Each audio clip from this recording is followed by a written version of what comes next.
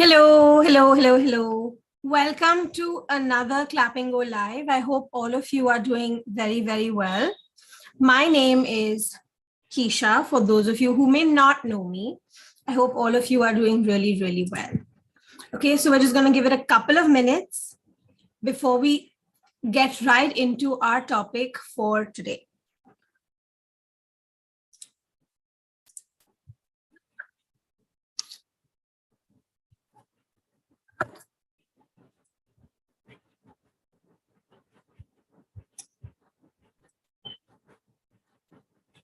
Okay, so if you haven't subscribed to the Clapingo YouTube channel yet, please do that immediately because we have some exciting content that's coming your way really, really soon. Okay, so today's topic. So some of you may have seen it in, on YouTube and in the title, that why do we feel nervous while speaking in English and what can we do to overcome it? Right? Isn't that a familiar feeling for most of us? Why do we feel so nervous while speaking, especially in English, right? And how do we overcome this, right? So we have Chandan saying hello, good morning. Hello, how are you? I am doing very well. I hope you're doing well too, right? So as I tell you a little bit more about the topic and what I have, some tips that I have and what we can do to improve on it, let's also play a little game. Right? We're going to work on our confidence. We're going to work on our nervousness, especially today, right? So we'll play a little game.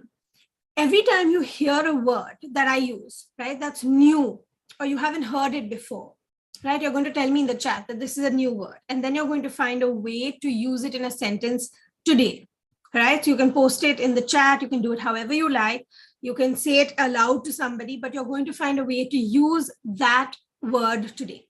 And it may not necessarily have to be a new word. It could just be a word that you've seen before, you've heard before, but you've maybe kind of forgotten about it, right? Sometimes we forget about these words. So every time I use a word that's new to you or you would like to use, please try to use it in a sentence and you can put it in the comments. You can say it aloud to anybody. It's all up to you, right? Okay, so let's begin. Our topic for today is why we feel so nervous while speaking in English and what we can do to overcome it. Okay, why do you think so? Why do you feel that we feel nervous? Why do you think we feel nervous while speaking in English? And why does this make us so nervous? Tell me why you think that this is such an issue. We have Mahesh and Ranjan saying hello in the chat. So hello, please do tell me, why do you get nervous? Why do you think others get nervous while speaking in English, right? I want to interact with all of you. I love to interact with all of you. And I would be so happy to see all of you share your thoughts, your questions, your comments in the chat. Okay. Good evening to Satpal who has just joined us. Right. Okay. So do share your thoughts. Do share your thoughts about why you think you feel nervous while speaking in English, right? Okay, so let me give you an example. Think about speaking in English, okay, right? Think about speaking in English like doing anything for the first time, like driving a car or maybe cooking or even meeting your in-laws, right? Or meeting your school principal for the first time. Right? Doesn't that happen? Don't we get a little nervous when any of these things happen? Because this is all new, right? It's all new to us. So whenever we're doing something new, of course, we're going to feel nervous. And sometimes even when we practice a little bit, yes, even when we practice it a little bit, it still feels a little odd. It still feels a little, confusing, difficult, scary even, right? See, so in the chat, I can see that Deep Nandan has said that it's because we don't have the habit, and you're absolutely right. When we're not familiar with something, we don't have the habit of doing something, for sure, it makes us so nervous, right? It makes us so nervous. And we always think of we only think about the mistakes that we can make. We're always thinking about what we're going to say wrong, or we can't think of words at all because we're only thinking about all these other things. We're thinking about the nervousness, about our nerves, our anxiety, our feeling, but we're not thinking about actually speaking, right? So that's something that you should definitely keep in mind. And Prerna has said, my writing is good, but my speaking is not. And this is a very important thing to note, right? It's a very important thing. You know, most of us are more confident about our English writing than our speaking. And you know, the main reason for this, the main reason for you feeling more confident about your writing is because you have a chance to review it, you have a chance to edit what you have written, right? So if you use the wrong word, use the wrong tense, you feel like the sentence is not making sense, you can either, well, if you're typing, you can delete it and type again. And if you're writing, you can cancel it out or erase it and then write again. So in speaking, we don't have that opportunity. We don't get that opportunity to, you know, review, to edit what we're saying. But we have to find a way to review and edit what we say.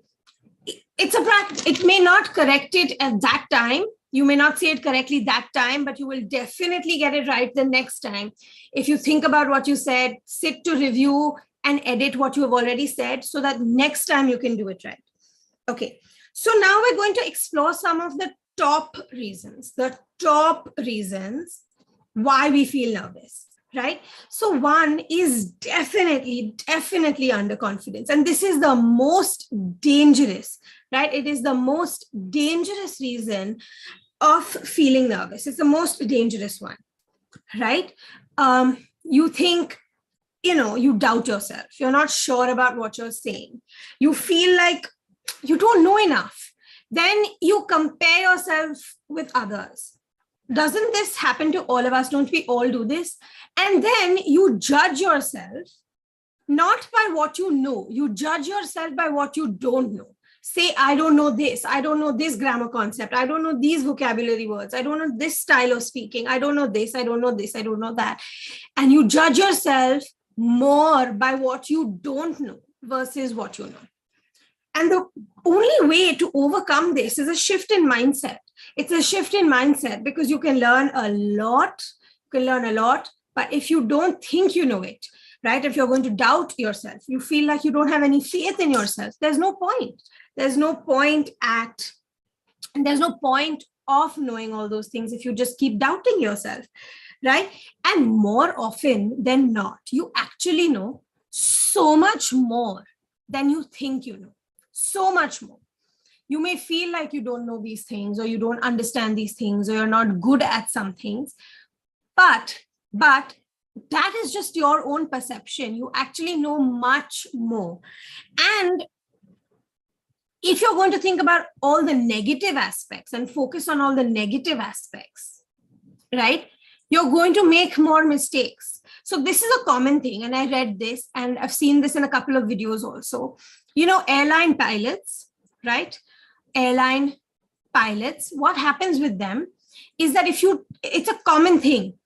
If you're telling them that there is an obstacle, right? There is something like there's a mountain or a rock, don't go in that direction. And if you keep saying, don't go there, don't go there, don't go there, there is a high chance that they will go and crash into that because they're focusing on the obstacle.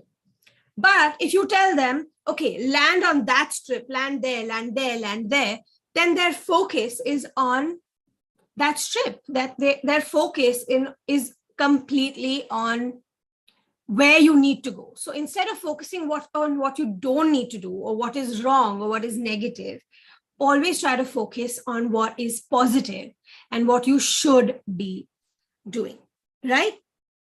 And don't be so hard on yourself. Every time you're so hard on yourself, you actually hamper your own progress, right? You have to be a little kind.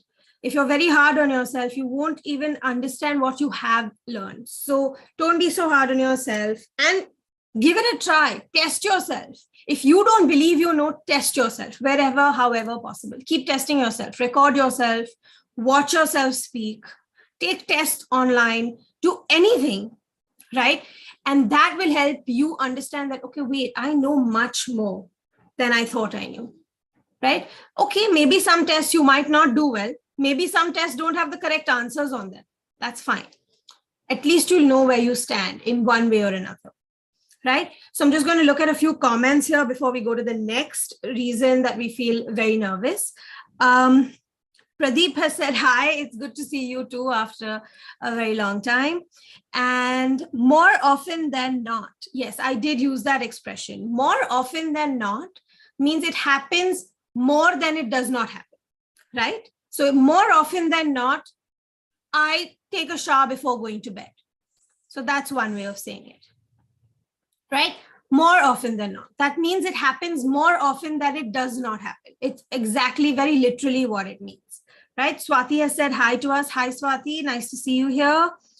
We have a lot of new people in the chat, so I'm glad. Please do keep adding your comments, your suggestions, your ideas, because that helps me understand what you need me to tell you about, what I can help you with.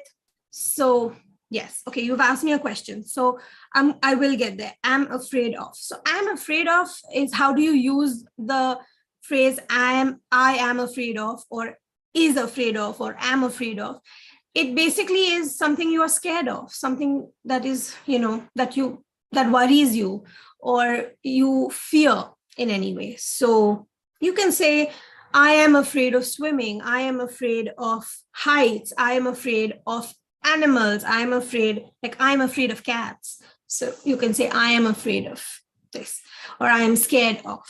But I am afraid is kind of the same thing as scared.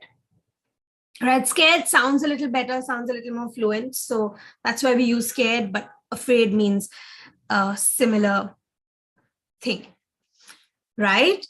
So there are some things. So hi, Sneha and Selena. Hi, hello, nice to see you here. And if yes, we have someone who's saying that I would like to increase my fluency. Great. That's why we're all here. We're all here to increase our fluency, to become better speakers. Believe it or not, even I'm here to become a better speaker, right? When I get to speak to all of you, it does make me a better speaker as well. Okay, so do put it all in your chat, in the chat, sorry. Okay, so now the next reason for feeling extremely nervous, right? We're talking about what makes us so nervous while speaking in English, right? The one thing other than underconfidence, or not having any faith in ourselves, or not trusting ourselves, and this is a wing of underconfidence, right? It is a kind of wing of underconfidence. It's unsurety, okay? It's being completely unsure. And when are we unsure? Right? We're unsure when we don't know. And we don't know when we have two or more options. Sometimes it means that we don't know anything, our mind goes blank, so we're not sure. But what happens actually, right? What happens actually is that many times, most of the time, there are 2 or 3 ideas that we're trying to figure out in our head, right? Should I use this word or this word, or this word or these words, or like this or like that? And in that confusion, we become unsure. So even if we know the right answer, we don't get it, right? Even if it's a grammar concept, sometimes should I use am or is, or should I use he or she, or should I use they, or should I use this, or has, or have, or had? What should I use? So when you become confused with more than one option, right? Multiple options, that's the time you need to understand that that's what causes your unsurety, which makes you nervous. You make mistakes because you're thinking about this or this. So that's what makes you nervous. So the simple trick is, right, you need to identify some common, right, something that's repeated, where you get confused the most. What confuses you the most? You can't just keep thinking about it and then not get an idea. What confuses you the most? And honestly, what does confuse you the most is what you need to work on. It's a concept that is not clear with you, right? And of course, it will take practice to get that concept clear, but it is a concept that is not clear, right? So if you can't identify that concept or those concepts, find someone who's experienced enough to help you identify those concepts. And that's how you can become a great speaker, because you'll be so sure of yourself. Being confident and sure of yourself is 90% of the battle in speaking English, for sure. So you have to keep this in mind, right? So I'm going to look at a couple of questions. English Daily says state of confusion. Yes, this state of confusion is what causes the most, mistakes to happen while speaking, right? Confusion. If you're perplexed or baffled, these are all words that mean confused. So you can use any of these. So here's a little, nugget of vocabulary tips also, right? And yes, so then Shweta Singh says, how long will it take to speak English for beginners, right? No, there is no one answer to this. Like, I can't say, okay, it'll take you 3 weeks and you'll be able to speak. It depends on you. I know that's not a very helpful answer, but it really, really does depend on you. I can't tell you how much time you'll take because it depends on how much time you are willing to give it. If you surround yourself with English all the time, you will learn it like this. But if you are surrounded with a native language for most of the day, and then you do English for 10 minutes, then you will take that much time to learn, right? So that's something that is completely dependent on you. But yes, to become fluent, the general idea is that it takes about 3 to 6 months to improve your English, to be able to speak, to build a little bit of confidence, to build your base in grammatical concepts. It takes about 3 to 6 months. And when I say 3 to 6 months, it's not 3 to 6 months of practicing for 5 minutes a day. It's at least 20 to 30 minutes a day. 20 minutes of actually speaking, 10 minutes of reading, listening, doing other things. So that's something that you should focus on. And yes, so Deep Nandan has said, we think of we're not sure if our sentences are correct, right? That's so true. We're not sure. And we are not sure because that concept is not clear, right? We've heard someone else say it, but we've never understood it. So we're either copying somebody else saying it, so then we don't exactly know how to change it, or we have heard it partly, or we understood the concept partly. So it's a matter of understanding the concept. If you understand it, there's no reason to be unclear about anything, right? And that's something that you should definitely focus on if you want to improve your English and your fluency. Yes, Abhishek has asked us how to improve fluency, right? Fluency in English is made up of a couple of things. The first and most important is confidence, right? So how to improve fluency is confidence. You need to improve your grammar, your vocabulary, and your pronunciation. These are the 4 main aspects of improving fluency, right? So this is what you need to focus on. And the best way to do that is, of course, practice. Anyone who knows me and who knows Clapingo will tell you that practice, practice, practice, that is the greatest key to fluency. So that's something that you can definitely do. Viresh has said hi to me. Hello, welcome. Nice to have you here. And yes, so I am reading your questions, and I'm trying to get to as many of them as possible. Yes. So Saga has asked me the pronunciation of better versus batter. So better versus batter, which is batter. Better is to get better, to feel better, to know better, right? So good, better, best. So better. And batter is, what you use to make cake. So the liquid before cake is baked, the liquid that goes into the oven, that's cake batter. So anything that is semi-cooked or getting cooked, that is batter. The most Indian way to explain it, the most Indian relevant way for Indians to understand batter is when you're making anything like pakoras, right? What you make with the besan, that whole liquid, that slurry is what is called batter. So when you're saying better, it's better. Your mouth doesn't open as much. It closes a little bit. Batter is when you open your mouth out wide. So it's batter versus better. So you can see how my lips are moving, and that's the difference in pronunciation. Batter and better. Okay. I hope that answered your question. Yes. And Dayanidhi has asked me how to gain confidence while speaking in English. Right? That's exactly what this topic is about. How to get rid of your nervousness, your anxiety, and how to get extremely confident. You know, the way to get confident? The way to get confident is to trust yourself. That's the first thing. The second thing you need to do is be prepared and practice.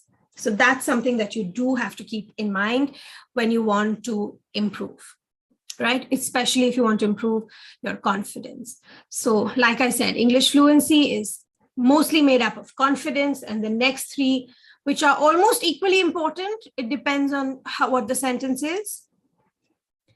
It's, of course, there is grammar, vocabulary, and pronunciation. So these are the 4 pillars of English fluency. That's the best way to improve. Sneha has asked me what the pronunciation of colonel or any L would be. It would be colonel, not colonel, colonel, right? Like in the army or navy, in the basically defense forces, colonel. Okay, so that's something. Another thing that I did want to share with all of you is that a very important reason, which some of you have even mentioned in the chat, is that, you know, we have unclear thought structures. What do I mean by unclear thought structures? By unclear thought structures, what I mean is that we're not sure what we want to say and how we want to say it. Many times, we are not at a loss of ideas, right? We have something to contribute to the conversation. We have something to say, but you can't just think of something. You don't know how to put it. You don't know how to frame it. So that happens. So when we have unclear thought structures, what we do is we take a lot of pauses and then we're thinking, and then we make mistakes because we're not sure which thought you want to put first. So you stop paying attention to the English. You start paying attention to your thoughts. So you're making more mistakes. This adds to your nervousness. You make more mistakes when you're nervous, right? So having clear thought structures are important. This will only come with practice. And you have to prepare yourself for this. This cannot come naturally. This is something you have to work on, right? And you keep working on it until you get it right. This doesn't come from the air. It's not going to come very easily if you don't pay attention to it. Once you pay attention to it, I promise it'll be very easy, right? So one thing you should do always while speaking is keep it simple, right? Keep it simple. And when you have a lot of thoughts in your head, someone said that in the chat, we have lots of thoughts in our head. When we have lots of thoughts in our head, the only thing we should do is put one thought out after another. One thought, then the next thought, then the next thought. One by one, slowly in short sentences. Right? In short sentences. So you keep that in your small, short sentences. You can talk about this, and that would be the best thing to do, right? So you speak in short sentences, and if you feel like one thought is not matching the other, like one sentence is not matching the other, you can try to match it, saying like I said, as I had said, and then connect the two, right? So you can connect the two. This is a great way to keep your thoughts simple, to keep your thought structure simple. And yes, in the beginning, you will have very long conversations, which don't make that much sense, but slowly it will get better and better. And if someone asks for your opinion and you have too many things happening, this is a trick or a hack that you can use to answer them very easily. Very simple. Keep this in mind. 1, acknowledge the statement that was made or the question they are asking you. So if they say, what do you think about global warming? So you would start by acknowledging it. So my thoughts on global warming are, and then you say, are varied, are confusing, or whatever you actually feel, you say that. So you acknowledge their question by repeating it in a different way. Then you add your point, whatever your point may be, or points, right? You add 1 or 2 points, and then you ask them, so do you agree with this, or do you have a different opinion? So ask them a question about the same thing. So that's something that you can do to keep your thoughts clear and easy, and that will not be tough at all, right? So that's something you can definitely do. And the last thing that does affect and have a lot of, a big impact on nervousness and creates a lot of nervousness is the fear of past mistakes. And this is my question to all of you. How many times do you notice when someone else makes an English mistake, right? Do you remember it? Do you remember it for the next day? Do you remember it the next day? Do you remember it the next week? Right? Do you remember it a year later? No, you don't. I'm pretty sure you don't. So that's the same thing with other people. They are also not thinking about the mistakes you made or what you said or how you said it, because it's not important. So unless it's a great big mistake, nobody really remembers it. So don't worry so much about it. Keep it simple and relax and just speak. Just speak. Get your thoughts out, get your words out. And listen, no effort taken while speaking will ever be futile, will ever be futile, right? So futile means useless, right? Will never be useless. It will always help you. So I can see some chatter in the comments about adjectives and adverbs. Adjectives and adverbs. Right? That would be a great topic, but it's a very vast topic. So we should definitely cover it in one of our lives. We can do something about that. I will definitely keep this in mind. And that's something. Someone's asked me, why don't we have our old tutors on Clapingo? We have a lot of tutors on Clapingo. It's just that you may not be able to see them because there are so many tutors. So, and different types and tutors with different styles. So many of them are still there. Just that timings keep shifting. So if you're looking for someone in particular, I would suggest looking at the timings just a little bit. Right. If you have any more questions, please, this is the time to put it in the chat so I can answer them. Right. How I can help you, what I can, tell you about. If you have any questions, this is the time to put it in the chat. I'm looking at the chat and I'm trying to answer whatever I can. A lot of questions about how to learn spoken English. What is the roadmap to it? How to improve English? How can I improve my communication? These are some of the ways, right? So I told you the 4 pillars and what you need to do, and it all begins with a lot of practice. So that's definitely something you should keep in mind. Right? So great. So that's something that we have a few questions about, how to improve our English fluency. Yeah, I told you the 4 pillars. The 4 pillars, very simply, okay, confidence, grammar, vocabulary, and pronunciation. Confidence, however, is the most important. You can't master the other 3 without confidence. Right? And you can't feel confident if you don't master the other 3. So we work on all of them together. Okay, so here are some general tips that I wanted to leave you guys with, because I did promise that we will talk about how can we actually improve? How can we actually improve? Right? So here are the general tips that I wanted to give you.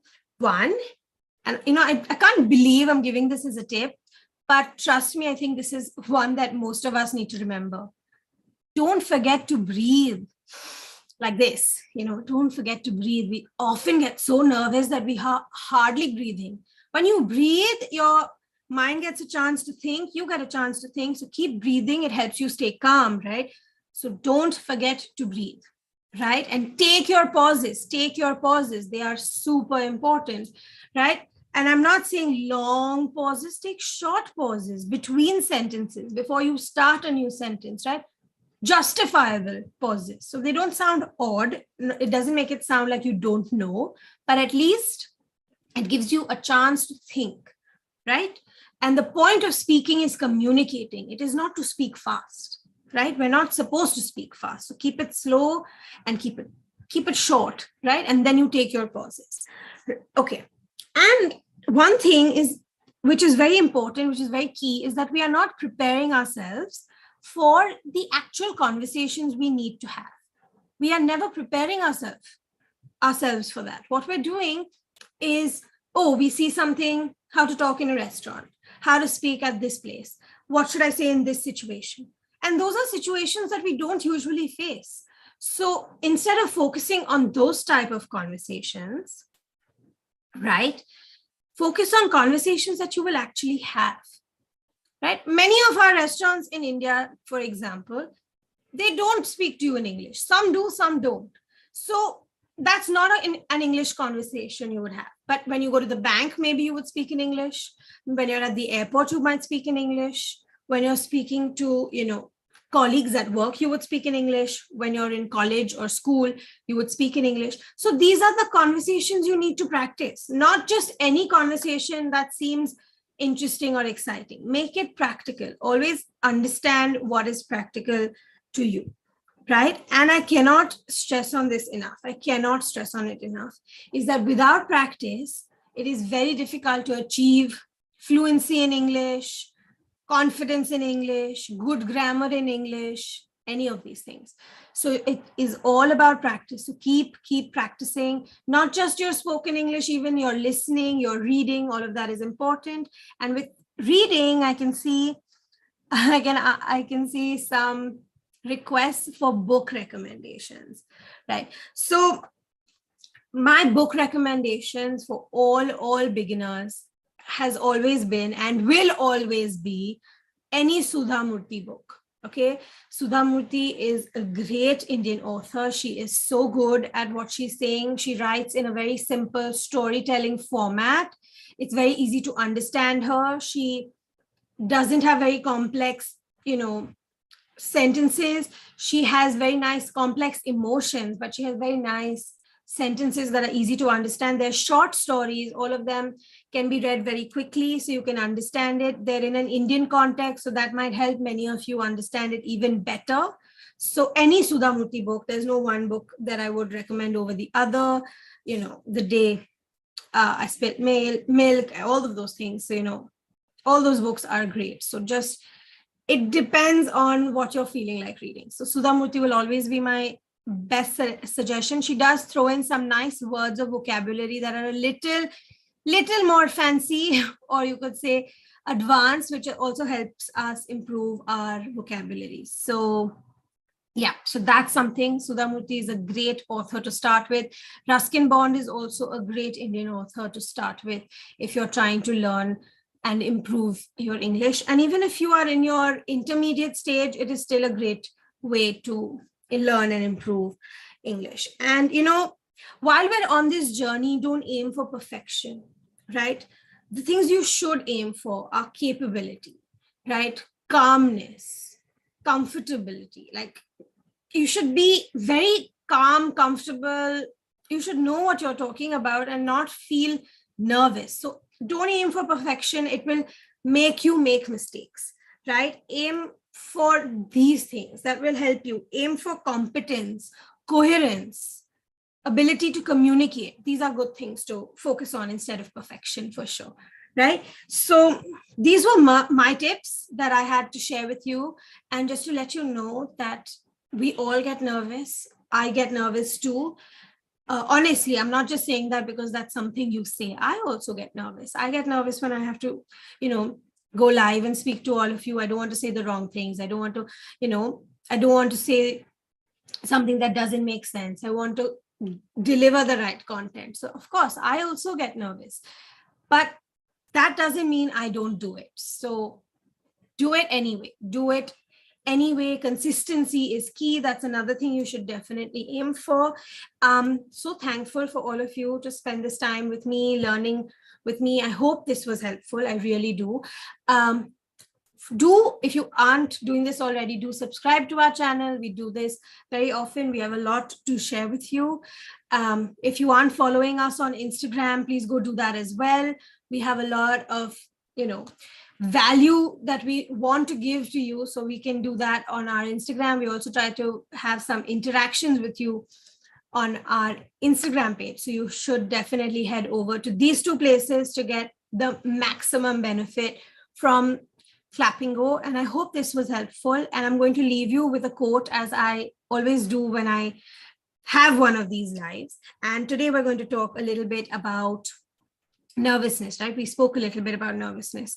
So I believe this is what Michael Jordan said, that if you're feeling nervous about something, right? Being nervous about something is a good thing because that means you're doing something important, right? It means something to you. It's important to you. So that's definitely something you should be doing, right? So if you have any questions, do leave it in the chat. Even if you're watching this later, if you're not watching this live, you can always leave your questions and comments in the comments, and we will definitely try to get to them. And thank you. I'm so glad that this has been of value to some of you. And let us know what kind of topics you want us to cover next, right? So thank you so much. Have a great weekend, and we'll see you all very, very soon. Thank you.